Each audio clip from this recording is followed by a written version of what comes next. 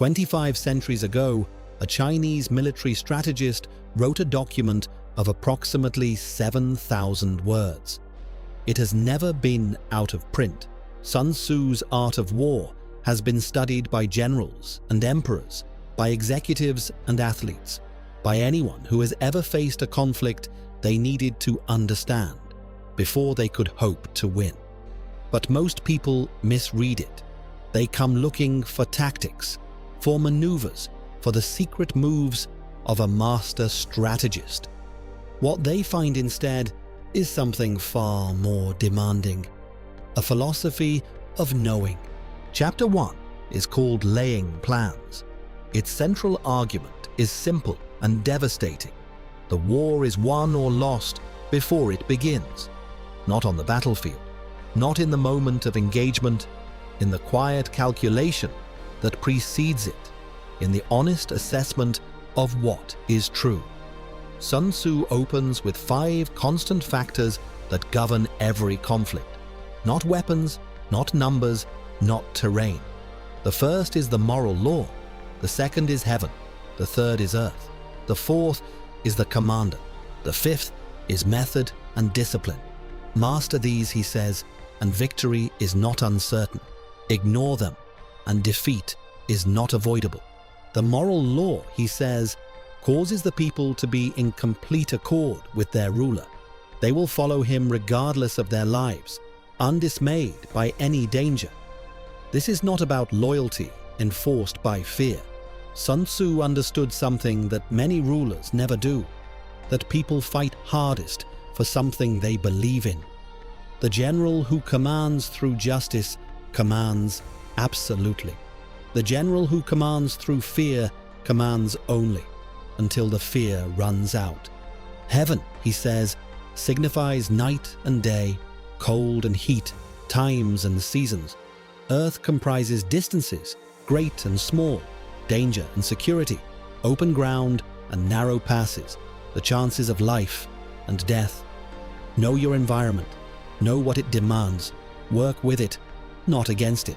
The commander stands for the virtues of wisdom, sincerity, benevolence, courage, and strictness. 5 words, a complete portrait of leadership. Wisdom, to see clearly what others cannot. Sincerity, to mean what you say and say what you mean. Benevolence, to care genuinely about those under your command. Courage, to act when action is required. Strictness, to hold the standard without apology. Sun Tzu does not separate the moral from the strategic. For him, they are the same thing. A commander without virtue is a commander who will eventually lose, because his army will eventually know who he is. Then comes the calculation. Sun Tzu asks 7 questions that he says will determine the outcome of any conflict before a single move is made. Which ruler has the moral law on his side?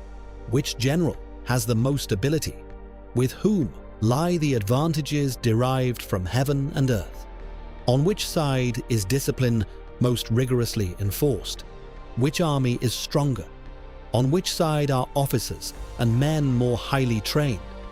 In which army is there the greater constancy, both in reward and punishment?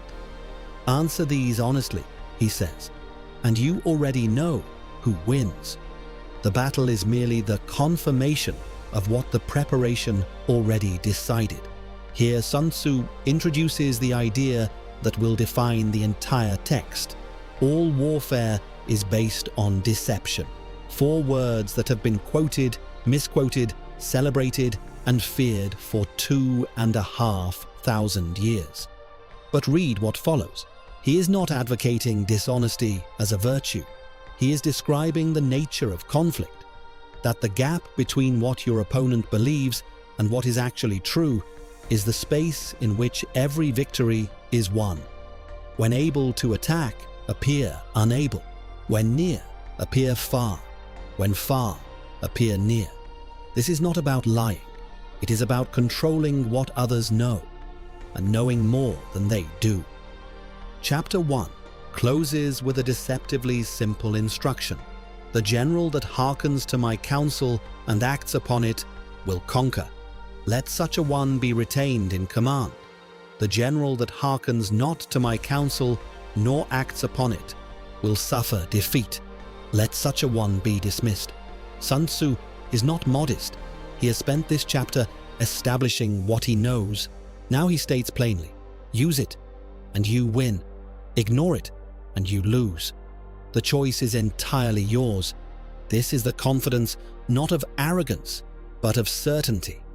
He has seen enough, studied enough, tested enough to know that this is simply true. The Art of War is not a book about war.